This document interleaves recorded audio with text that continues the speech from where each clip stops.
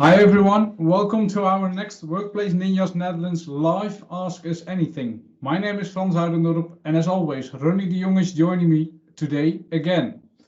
And besides Ronny, we have also Kenneth who helps us out with some other questions.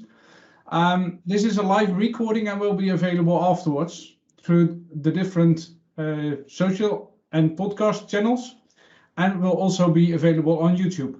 If they are available, we will announce them through our social channels.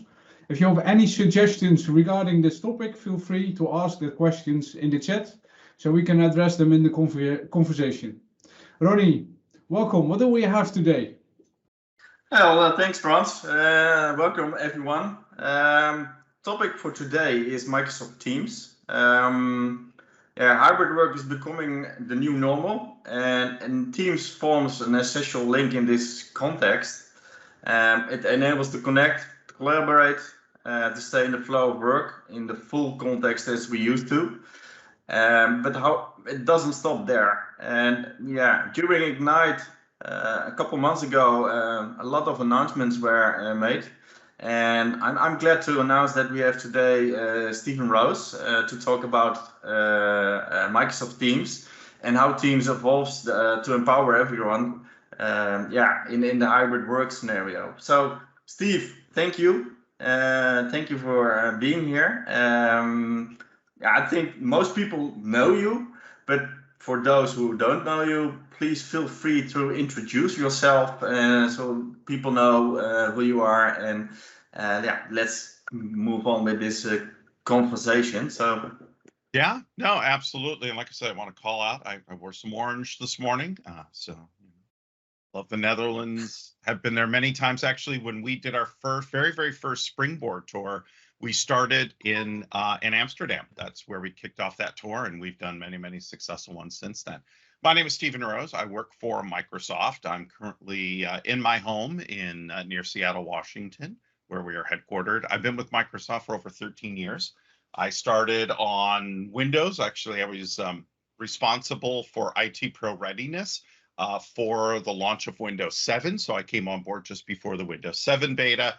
I was there through 8 and 10. I worked on the Surface team.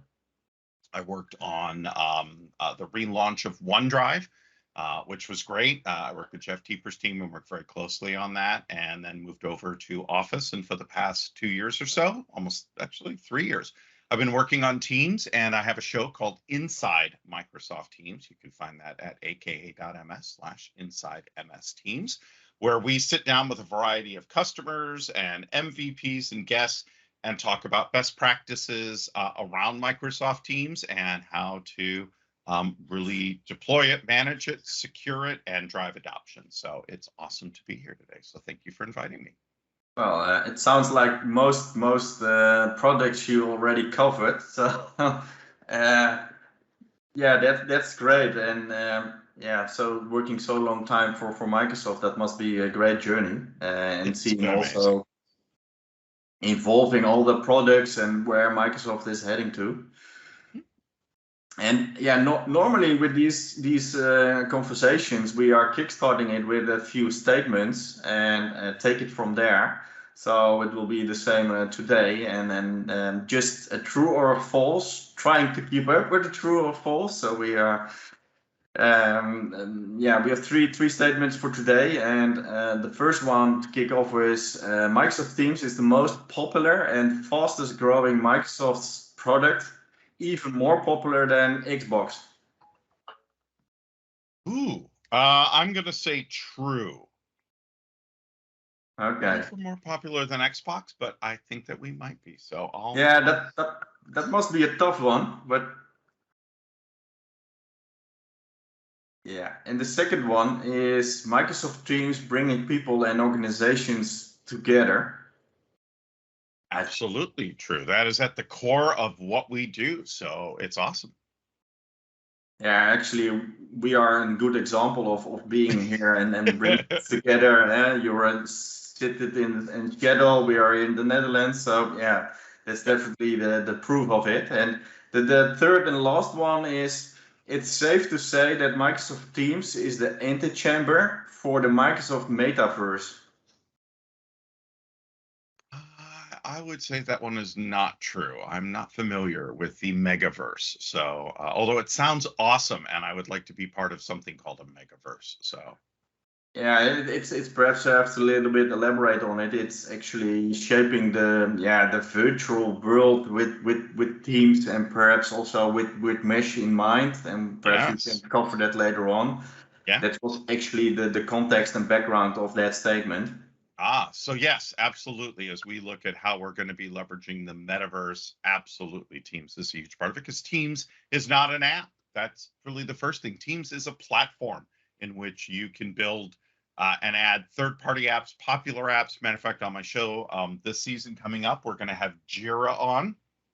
Jira has now integrated with Teams to the point where you can actually turn a chat directly into a ticket. There's some really cool stuff that they're doing. And then going beyond that, as you mentioned, yeah, leveraging tools like HoloLens, Mesh, SharePoint Spaces, all of that really comes together where Office really, as we look at that really as a platform as well, absolutely embraces all that. So yes. Yeah. Yeah, well, it's actually it's not only a productivity tool, I would say, but yeah, and also giving all the announcements. It's a kind of a core of something bigger, and yeah, that's perhaps in a productivity stage not always clear to us, but that's also something we try to cover during this conversation to have also more insights about it. Yeah, since the beginning of the pandemic, Teams has become such crucial to many organizations around the globe. Can you tell us about what the impact it had for both work and private, but also from a platform perspective? Can you tell us more about it?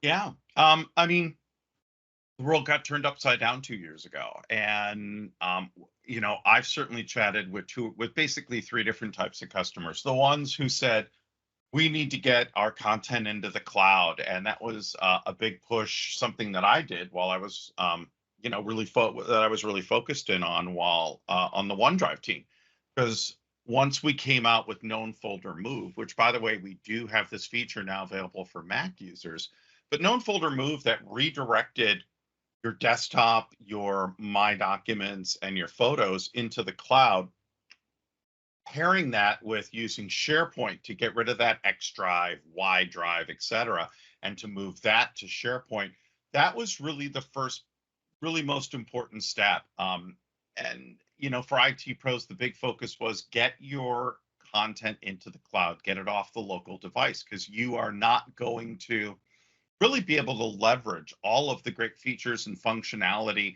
and intelligence that we've brought to Office, that we've brought to Teams, until that content is in the cloud. And by intelligence, I'm really talking about predictive AI. Predictive in the fact that it says, hey, you have this meeting coming up later on today. Here are some emails and some documents that you've shared with that group or with that person that you might want to take a look at, or documents and things that have been shared with you. That predictive analysis that says, hey, do you want to share notes or share the presentation that you just showed with everybody that was on the call? So getting that content into the cloud was really first key important point. The second was, to really sort of sit down and to really have a plan for how to get users to adopt through training, change champions, all of that sort of stuff. Because the biggest thing that we saw was folks rolled out Teams as soon as the pandemic started. If they had not already, they got it out there, but they didn't really train folks how to use it. And what we saw in the beginning was customers who basically traded Skype for Business, chat and calling, with Teams, but only using chat and calling because they hadn't really talked about Teams as a platform and how to use it and how to collaborate and how to use it differently. I think one of my favorite questions is, when is email going to merge with Teams? And my answer is, if you're using email and Teams the same way, then you're probably not using Teams to its potential, because a lot of the things that we're doing in Teams today can be, in Outlook today can be done in Teams and should be done when it pertains to a group of people or a project you're working on. The example that I always use is, if you have somebody new start to the company, how easy is it for you to be able to get them up to speed? you have to send them emails and take them to a share drive and share a bunch of folders with them, or do you just put them into a team where every recording, every document, every conversation, everything that's happened around that project is right there for that person to get up to speed to? So that vision, as well as work from home and calling and all that, was really at the forefront of it and what folks have been focused on for the last 2 years. So it absolutely has been a really amazing time. We've seen phenomenal growth of the product, but what we're seeing now is a lot of companies over the past year really go back to secure teams, to govern teams, and to drive adoption of Teams really as a platform, not just as an application for chat and for calling. Yeah, that's what I'm seeing, the same thing happening. It's also, we are always used to sending emails because we are sending emails over decades, and now personally I'm using the chat more and more because it's so low entry, adding others to the chat, keeping the history up, and adding someone else to that conversation and keep it going, and that's way more easier than sharing emails or other things. So yeah. Well, I think the thing about email, and this is what's interesting, is it also depends on, when you were raised. We have an amazing time right now where for the first time ever in the history of technology and work, we have 4 generations of workers working in the workplace at one time. We have our, the baby boomers, the folks that were born just after World War II. We have Gen X, Gen Z, and, and millennials. And how they work is different. I mean, baby boomers, they were born with a large 386 with a turbo button and a floppy drive in it, and everything was on the device. You then go to the next generation that got laptops, but I remember having a PCM CIA card so I could connect to Wi-Fi that I had to put into the side of the laptop. And again, I was still very much about having those apps on the device. But now as we move into 2000s and beyond, in the late 90s, now we have a generation that was born in the cloud using Office Online or Google Docs, where all they need to get work done is a browser. And our newest generation, they don't see the difference between this and a laptop. This is just a way to get to your stuff in the cloud, and they can be just as productive on this or an iPad as they can a laptop. So it's important for IT, to allow people to work on any device from anywhere and do it securely. But that shift is those 2 newer generations were also raised on chat, not allowing them to use chat as a main way to get work done, which is what they prefer, rather than send an email and wait for somebody to respond and never come back and forth.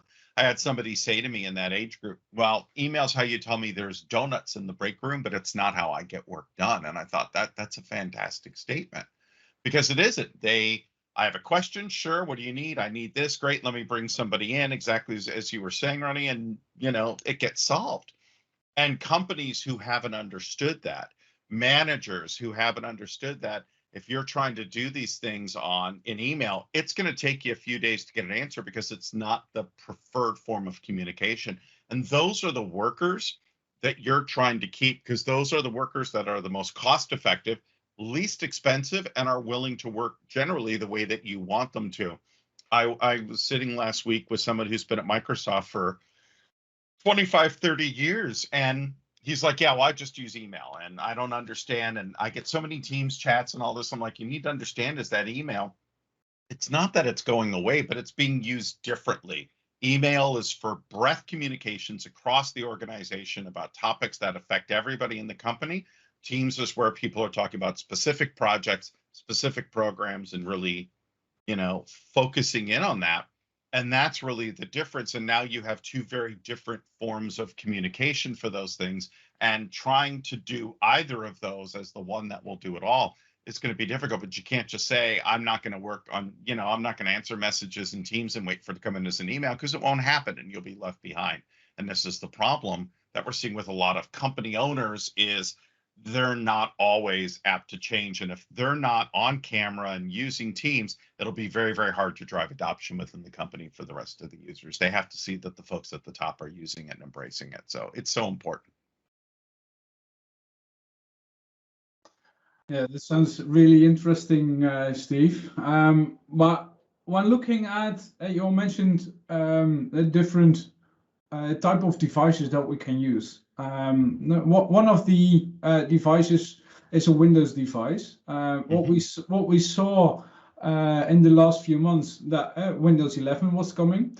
As part of Windows 11, there is a Teams client, Teams for Home, inside the OS. What is that new Teams client about? Is that what is the difference with the old Skype client, for example, and what is the difference within the professional Teams client that we are using from a Microsoft 365 perspective? Yeah. Well, I think, as Skype for Business went away, a lot of people were using it to not just connect with people at work, but also people personally, to say, hey, how are you doing? Or let's get together this weekend, especially in a lot of countries in Europe and Asia. That's a primary form of communication. So by bringing in Teams for Life, our personal version of Teams, we gave folks a free version that they could leverage to manage all those things that happen both within the family. Hey, here's what's going on, what are we doing? But a way for folks in teams at work to be able to communicate with people personally, and the other way around too, so that I could chat with, a friend on a personal level, set up a group for our soccer league or football league or whatever it is that we want to do, and have all that in one place. It's not meant to replace Skype for Business, but it's meant to add additional levels of functionality that Skype just really can't offer to that level, and that interactivity between the business world and personal world. For some people, it's going to be an awesome fit. For others, they're going to say, doesn't really fit my lifestyle and how I'm using it. And that's fine. We've made ways for you to be able to turn that functionality off so it's not invasive. But we really see Teams as that tool that, people are not just using in business to bring everything together, but are also using it in their personal life to do so. And then also bringing it into things like Windows 365, our, PC in a cloud, and those aspects, to have that full support becomes just another way of being able to ensure, no matter how sandboxed you are, no matter how secure an environment, that you can still have that work-life balance and mix those two types of communications when it's necessary to do so. So I think it's a great move for our, for our consumer customers. Whether or not it's going to be a good fit for them, I think time will tell, because as folks start to change and look at Teams as this really end-all be-all platform for their work, I think they also look at it and how can it help me in my personal life, and those folks are really going to embrace that. Yeah, one thing to add on that, that is me, myself, and my family. I have some older childs that are doing normal stuff as a student, and they are used to Teams as a client to use. And with that, formerly they use Skype for Business to communicate with some friends and on. Yeah. And nowadays they are using exactly that Teams for a Home client, and it's integrated within my professional one, and I can collaborate with them when they are at school and so on. So that for me it's great to use at the moment. That's awesome. Yeah, and like I said, it's going to be a great fit for some people. It may not be for others, but I think it's absolutely a step in bringing that together and bringing some of that functionality which people want and desire in their personal life together. So I think it's going to be really, really exciting. I saw it, and I was going to say, you have a great question that came in the chat, which is, what are the 3 areas you suggest for an IT pro to focus on? And I'd love to cover that one. I saw that pop up and I'm like, oh yeah, I love that question. Because I've been asked it a lot, and I think especially in Las Vegas at the Collab conference, I got it. Number 1, soft skills adoption. It is so important, if you just rolled out Teams, to now go back and leverage SharePoint. We have templates to build a training portal, a custom training portal, but it's really important to go back and, I like to say, to understand the pain points, which is, you go to a doctor and you say, hi, I have pain. They're going to ask you a lot of questions. Where's the pain? What type of pain? How does it happen? It is so important that you do that same discovery process for Teams, for each area, manufacturing, legal, HR, etc. you know, what's great in how you're using different products throughout the day. What are the things though that don't work so well? And somebody may say it's approvals. Getting in a form approval or putting this in is very difficult to do. And you can say, great, you know, let's talk about Teams and putting in a Power App that will automatically do the approval process for you, or route help desk calls, or whatever that is. So understanding each person's pain point is going to be that first point, because then when you go to roll out Teams, you can say, hi, this was the one thing that you didn't like doing about your job, or that was very, very difficult to do in your job. And we've automated that process. We've made it easier, or look how much simpler it is now if you put this into Teams or do this in Teams. So understanding that, and then having a person from that part of the organization, from HR, from management, etc. Sorry, it's a little early here and I'm still my first cup of coffee. Is so important to do that. Number two, and I think I said this earlier, is it's got to start at the top. If your management is not getting on camera, is not asking questions, is not leveraging Teams at that level, no one else will. I think it was fascinating. I had the Polaris company who makes snowmobiles and ATVs and the Indian motorcycle on a few weeks ago. And their CIO said, you know, something interesting is when we were in Teams and doing a meeting, people would chat during the meeting. He says, you know, that's something you can't do in the real world.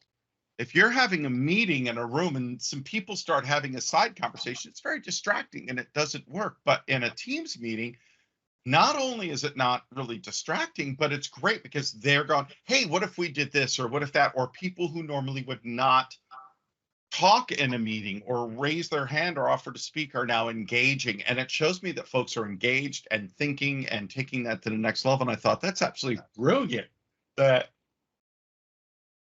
you're seeing that happen, and it's something that could not happen in the physical world, that's happened in the virtual world. And these are the types of things that can come too. So driving that adoption and creating platforms to do that. And then the final one is security and governance, is going back and, you know, running the, you know, the security tools that we have, turning on MFA, getting rid of passwords, those types of things, making sure governance, if you're going to do, you know, hold your own key, or turning on end-to-end encryption in Teams, which we just released a few weeks ago.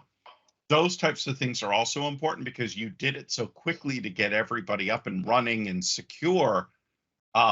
That's really a key thing, to go back and really take a look at your security and governance posture and how you're doing that. And that includes external sharing across OneDrive, SharePoint, Exchange, and looking at Teams as part of that as well, and not turning that off, but instead turning on Azure B2B, allowing people to share. But by having all that content in the cloud, you can encrypt it, you can manage it, you can add or remove access to it very easily. So going back and taking a look at that, especially all the GDPR requirements, is super critical. So it's very, very important to do that. And that's one of the key things certainly that we've seen. So I think it's a great question. I think those are the three areas that is not just going to make Teams successful, make your end users successful.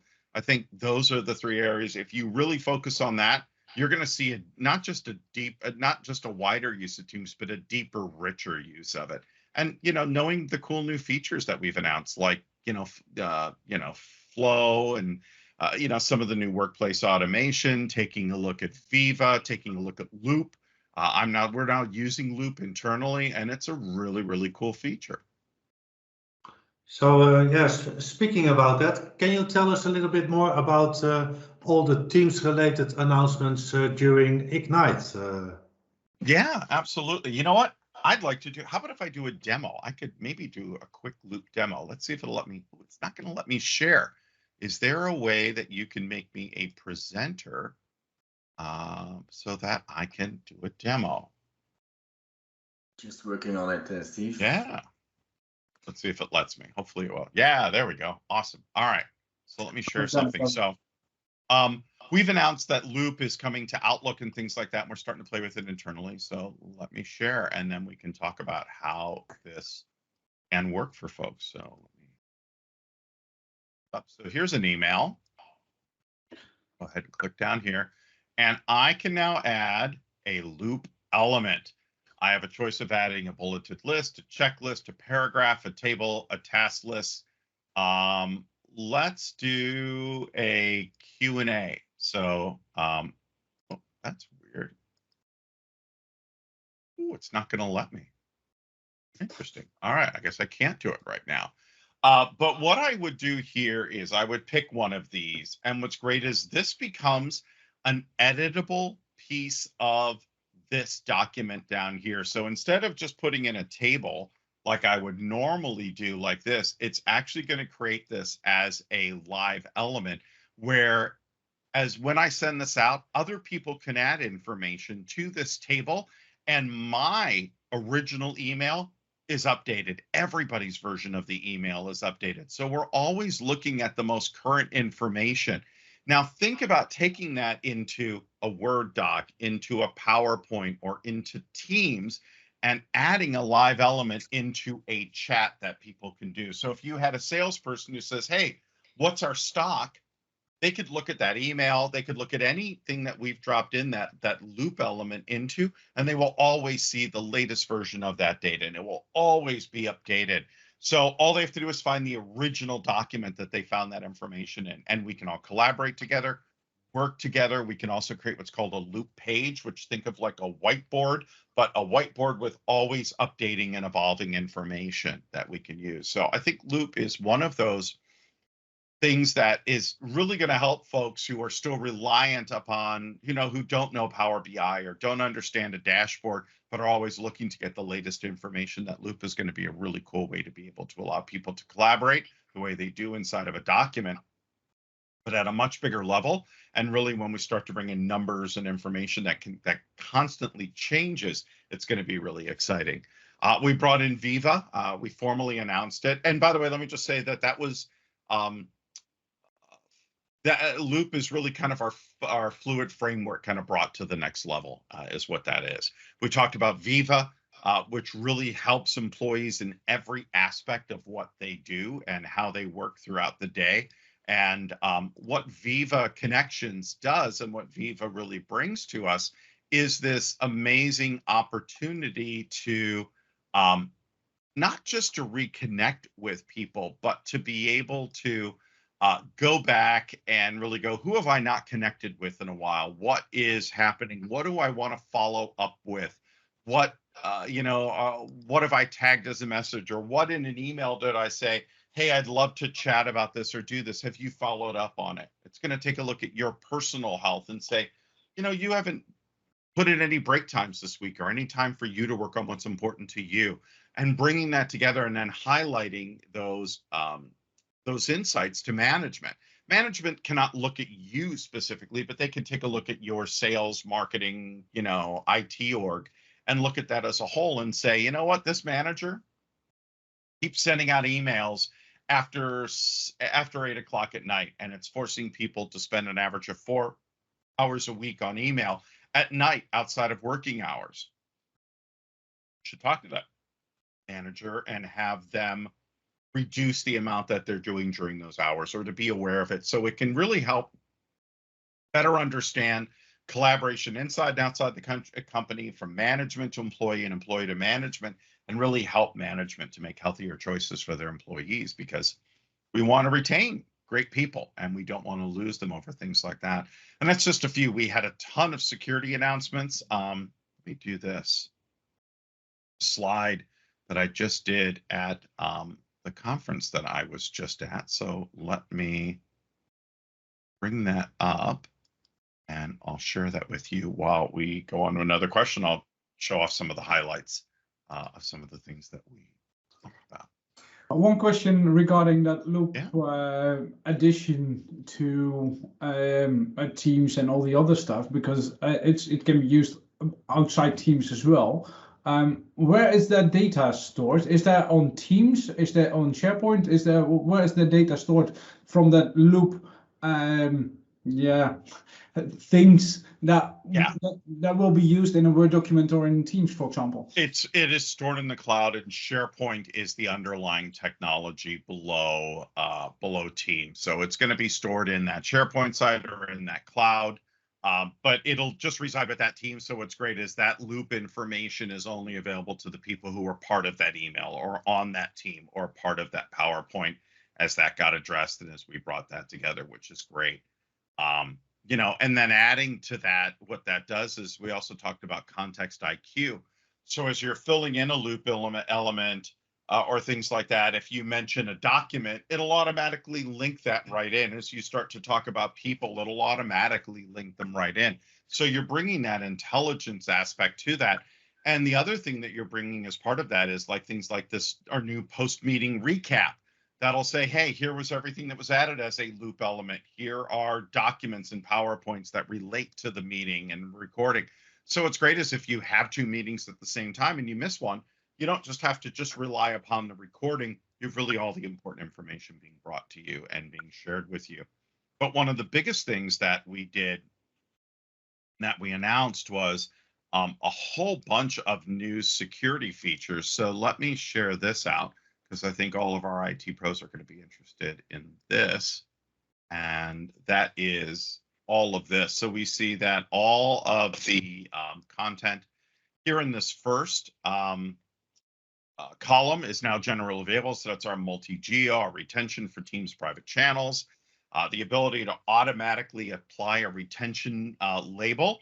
Apply retention based on sensitivity, so you can say anything that's marked as confidential or anything that has these words in it is automatically confidential and will be retained for 5 years. So you can now do that automatically without relying upon people to bring that in.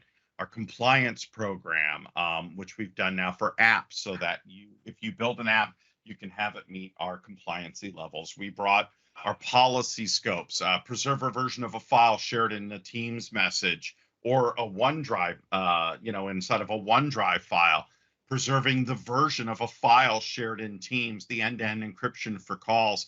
And then we have things like information barriers and our customer key for government cloud, our channel sites manager for SharePoint administrators, the ability to rename tenants in SharePoint, and our new compliance and governance capabilities. So there's a lot that we released at Ignite and brought into preview, and a lot that we'll have. And what's great is all the announcements that we saw at Ignite, we are always now looking to get those out within, 3 months, 4 months at the absolute max. So everything we talked about, people are going to be able to play with in the next few months, which is great, including things like mesh and stuff along that. I think it's great. It sounds like Christmas came earlier this year. Christmas came early, yeah. A lot of the stuff that people were asking for in our earlier user voice and things like that. This year's Ignite was a lot more focused in on a lot of the evolutionary features, things that people said, this is great, but I really need this. And it was getting a lot of that knocked out rather than these, hey, here's something cool that nobody's ever seen. And there was some of that. I think Loop and Mesh really kind of take that to that next level and offer some really cool ways of using the product. But a lot of it was really just hardcore stuff that people really wanted in the product. So it was great to see a lot of that come to fruition and to see the excitement on our audience's faces as we got those and said, hey, you're going to be able to play with this in the next month or so.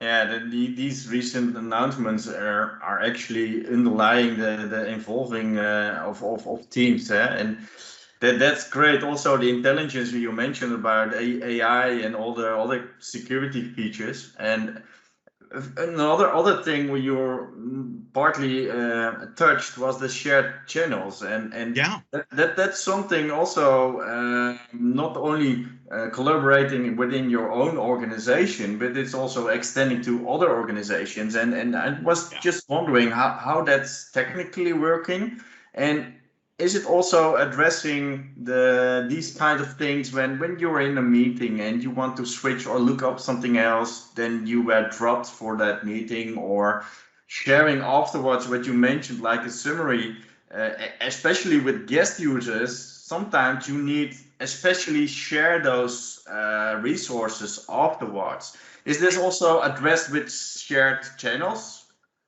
A lot of it is. I mean, here's the idea was currently, if you want to allow people into your tenant, there's really the old way of doing it, which is you create a guest account for them and bring it in, but that's not very practical. So it was Azure B2B. It's one of the best ways. Hey, we're going to be working with this company. We'll set up Azure B2B. And then you really sort of create, a sandbox on, hey, they can work within this team and only content shared within this team is available to them. What Azure Connect does is it makes it much easier to be able to do this. But what it allows you to do is to set up private channels and private groups and private conversations that you can have within. So you really have kind of an organizational level, a project level, and then a person level that you can do this with. So what's great is we could say, we have a team, an internal team, but we're going to create a sandbox within it for these 5 people or 10 people that are not part of our company. And this is where we're going to have a conversation with them, and we can share things with them only within that, but that are not all the things that are shared to everybody in that team. So this is what shared everybody in that team, but those folks in that private channel or even in that private chat, we're just going to share this with them. So you can really control that. And then by adding encryption, by adding data protection and things like that, then we can get into, yeah, but it's only going to be available for 2 weeks, or it's only a read only, or after 30 days, this will expire. And if they go to open it, they're going to have to re-authenticate through the team. So it really allows you to control that scope when we're working with people. Is this at an org-wide, a group-wide, a team-wide, or an individual level approach? And that's what's really nice, is you can sort of pick that and like I said, create that sort of sandbox that you're going to be allowing that user to work with, and the types of files and what will be allowed with that user. And then if you don't really know if you trust the users to be smart enough on what to share and what not to, we have protection tools that you can bring in that says, hey, before this, I'm going to scan this document and you're about to share this. Are you aware that this is highly confidential information on this, this, and this? Yes, I know that, and it's good, and these people are working on it. So, but it will send a message to IT where they're going to take a look and say, why doesn't this person have a license for a tenant? Or why maybe aren't they brought in? So it allows you to make more intelligent decisions, but it allows us to be far more granular with who we share with, who we have those conversations with, and who we work with. And that's really, I think, the key piece of that. And Connect is going to, Teams Connect is going to make that much easier for administrators to manage and for end users to be able, if you choose for them to have control on that, to have control for that. That answer the question? Yes, definitely. It's the sharing experience. It makes it much more easier. The only thing is what I'm still doubting is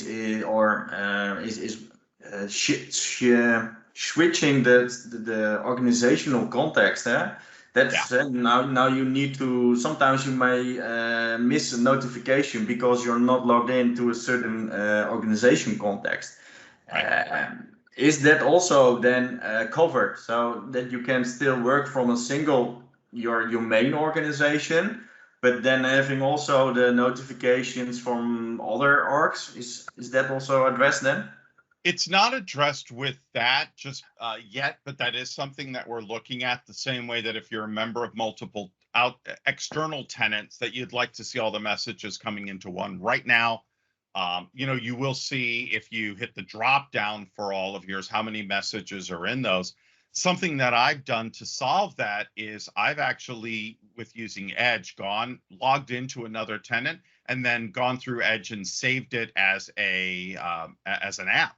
So I can actually have 5 or 6 multiple external tenants running simultaneously that I'm members of and switch between those. But the reason and the thing that makes that difficult, like it's faster to switch between tenants, but it's still not instantaneous, is we've got to be aware of all of the policies that are set, what's allowed, what's not. We basically have to create a brand new security token every time you switch.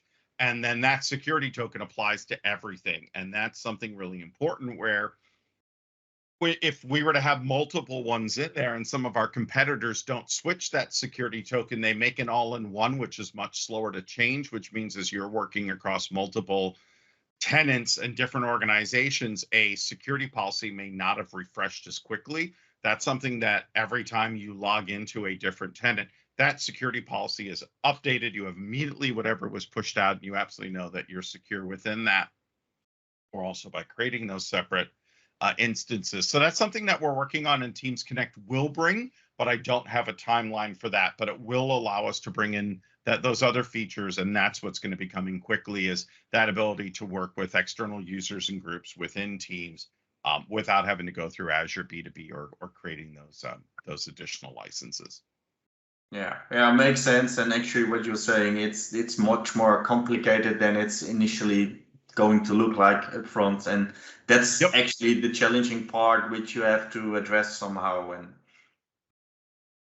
Yeah, absolutely. So, but it's getting there, and we're always working to make it easier to do that, and it's certainly a big part of that. But we want to make sure before we do anything that it's always safe. That's why it's taken a year for Teams Connect to come out.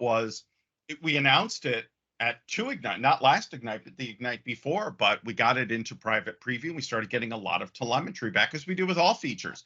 And okay, we need to fix this or change this or make this better or easier. Our goal is to not move a product to the next ring until we really feel it's satisfactory, it has met all the users' needs, and it works with third-party apps and tools. And that's what's really important too, is it's great if it works with our stuff, but if you're using a third-party firewall tool and it's not working correctly, then that's not ready to be released. So it's getting all that feedback and working with those rings. So if you're not seeing something immediately come out of, private preview or insider preview to, first ring tenants and then GA, etc., it's because we've stopped to take that feedback, to fix issues, to make it work how you expect it within your infrastructure. So that's just an important thing to have. But did I understand it correctly that actually we have to set up an Azure B2B connection in order to leverage the functionality there? No, you do not. For Teams Connect, you will not. You have to have Azure AD, but you do not have to have Azure B2B, which is great. Okay. You will have to have Azure AD. But right now, Azure B2B is the best way until Teams Connect is available to everybody to set up those external partnerships. Yeah. Cool. Hey, we already were chatting about that a little bit, but nowadays, with working from home, we actually miss a lot of conversations which we normally have in the coffee room or things like that. And can you give us some thoughts about how maybe Teams is going to solve that more social aspect that we are missing during the pandemic? Things like meeting up. I don't think we'll ever replace those one-to-one surprise interactions. Hey, Frans, great to see you. How are you? How was your weekend? And so, oh yeah, that reminds me. And it ends up somehow turning into, oh, you know what I was just thinking? I may send you an email on this. I'm glad I ran into you. I have a ton of those types of chats, but they tend to be more, oh, I'm working on this. Let me bring in this person. Let me make this person aware. And chat is great for that. The fact that you can have it go from your mobile phone, your mobile, to your desktop, across to my iPad, whatever it is that I'm working on, my Mac, etc. I think that's great. I don't think it's ever going to replace that human element, but I think it does definitely help to augment it, because what we see is people prioritizing Teams chat over email and people looking at email less, where that's harder to do as an email, like, oh, hey, quick question, or when you get a minute. Email, once you're in it, you have that minute, you have that time. So there's a different set of kind of policies and rules and just courtesies that happen as you're starting to do that. Whether or not you decide to do a call with it or be able to see each other's face is great. But I don't think it's going to replace it, but it certainly is a much more personal way to communicate than email is for that, and a way to drop into that. So I find that very interesting. And the fact you can drop in a chat or a screenshot or things like that. And I find just as many personal conversations happening in stuff now after 2 years than I see just business. Where in the beginning it was just business stuff and I really felt like I was interrupting people. Now it's welcome. Hey, how are you? Or be with you in a minute. I found a great feature called SnoozeBot. SnoozeBot is a plugin for Teams where you can actually see a chat and say, hey, remind me of this chat in 30 minutes or an hour or 2 hours or a day. And now you can add it to do or list. You can say, hey, this is great. I'm going to add this as a to-do. This is now an action item that I need to take and do. So we're always creating better ways now to manage those chat and to follow up. And through Viva, we'll say, hey, you had a chat with Kenneth and you didn't follow up on this or give him an answer. So now we have different tools to help kind of remind you and bring you back to that at a reasonable portion in time. So I think we've made it smarter and easier and more like that human element, like, oh, that reminds me, I need to get back to you on that when you run into somebody in the hall.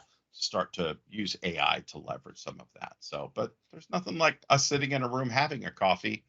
You can do it virtually, but it's just not the same to be there. Plus, I don't have any stroopwafels to put on top of my coffee to kind of warm up and do, which if we were all having coffee together, we would have. So Yeah. My Yeah. bad. Next time we will facilitate in stroopwafels or even in appelflaps, Steve. love a good apple flop. Or at least the smell or something like that. No. The smell would be horrible. That would make it even worse. I don't want to smell an apple flop unless I can actually have one. So yes, we were chatting before we all got online about the apple flop in a place near Central Station that is my first stop whenever I come to Amsterdam. I go there and I get one, and then I can check into my hotel and I'm happy and I'm good. So things that we miss from being in person. Which teams? You can send me all the pictures of them that you like, but it's not the same as actually having one, especially You're totally right. Yeah. Yeah, when you're talking about stopping, we also wrapping it up also from a time perspective. One question to top this great conversation is can you take us with you about the future of teams and how it relates to our work and personal lives, where we more or less touched it a bit, but are you seeing us within 5 years walking around our office wearing HoloLens and being part of that metaverse, what I mentioned, and gaining with digital meetings? Is that the way we going to work with teams and the other things? That's a hard question, because I think if you had asked me 5 years ago, where do I think we're going to be, I would have been completely wrong, because the pandemic and a lot of things like that really changed it. I think what we are seeing is, first off, people that are coming back into the office and meeting in person are going to continue to use Teams meetings during those, because what they're realizing is, we've now seen more people leave their jobs and take new roles, because for the first time, you don't have to relocate for a job. Many companies are saying, all right, we normally won't let people work remotely, but we are now. We've seen the value of it. We get it. And you can be productive from home and work from home and do this. So we're seeing people that would never work for a company now work for them. They're keeping it on because it's providing that way to chat and record the meeting and make meetings more inclusive for people that don't feel comfortable speaking up or being in that meeting. So I think that's something that we'll continue to see, is some level of, even when we're physical, Teams and a lot of the things that we use when we're remote continuing to go. I think Mesh is interesting. Do I see all meetings happening in Mesh in the future? I don't think so. I don't think that's something we're going to do. But I do think where Mesh is really useful and where it's interesting is, number one, it puts all people at the same level. So people that don't feel uncomfortable going to a conference in person, or maybe have a disability or something, we're all at the same level. We all are at the same place as we do that. And I think there are opportunities to do immersive learning experiences. I see this very interesting in remote learning for schools and education. I think it could be really, really great for small conferences where it was just too expensive to go, to be able to have a Mesh booth that folks walk into or that folks can visit from remotely. I know that Polaris, we talked about them using SharePoint Spaces as a way to do their annual employee conference. And they said what's great is more people were able to come to that than can come to the physical conference when they do it, because they didn't have to get on a plane and leave and come and stop their job, and they could come for 2 hours and see what's new and what we're doing over the next year. So I think it opens up new ways for us to work. I think if an employee said to a lot of companies 2-3 years ago, I want to be able to work from my Mac, from a Starbucks, and that's how I'm going to participate and work in the company, people would say, no, I'm sorry, you have to be in the office, you have to be here local, come in. And now somebody's going to say, okay, great. As long as you can get your job done, we don't care where you do it from and what device you do it from, as long as you're doing it securely. So I think it's hard to say where the world is going. VR is getting better. Oculus is better.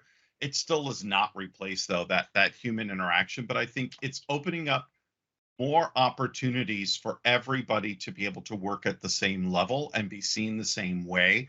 And for those who feel uncomfortable talking, for those who are neurodiverse, it's creating some really great ways for all of us to be able to work together. And I think the one thing that I do see 5 years from now is all of us working together in a better, smarter, more intelligent way. I'm hoping this continues where we see that work-life balance of, I need to take my kids to school, then I'm going to work for 3 hours, then I need to take a break, or I'm going to go take a walk with the dog or with the kids, and can work during that time and be healthier as we do that mentally. I think, being physically healthier, and especially you folks in Europe, who you ride your bikes everywhere and you're great about that, as opposed to us slothy Americans that will hop into a car to go 5 blocks, that you've got down. But the ability now for us to say, you know what, I'm going to hop on that bike, or I'm going to take that walk, and I'm going to do that meeting and be able to do that or sit outside.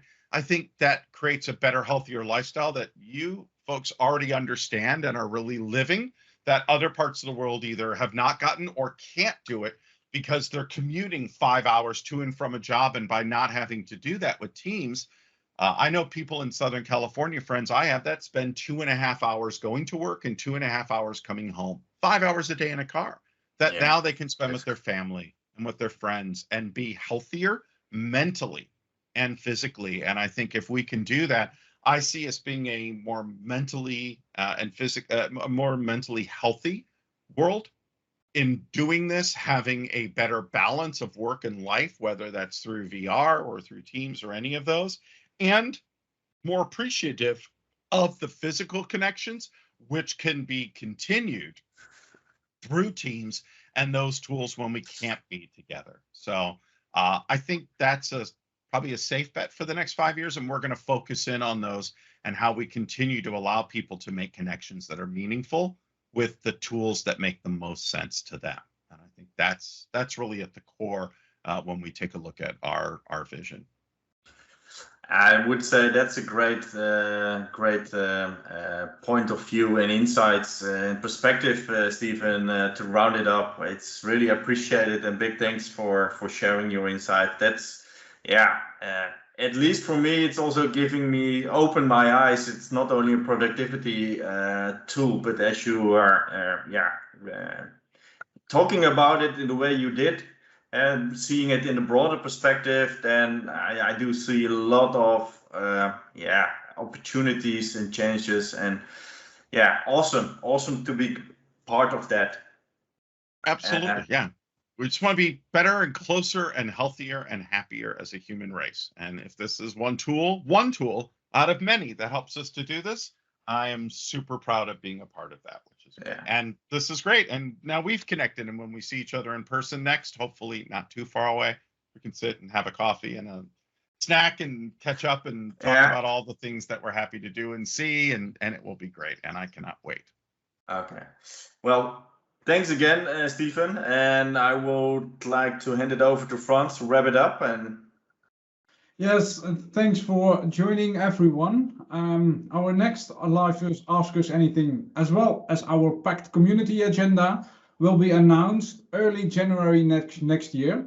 So if you have great topics on your mind, please stop holding them, share them with us so we can put them on the agenda for next year. If you want to host a webinar, for example, or be part of these recordings, please let us know. For now, I will say thank you all, and until the next year in the new version of Live Ask Us Anything. For now, I wish you happy holidays with your loved ones, and take care and look forward to each other. See you then. Bye bye.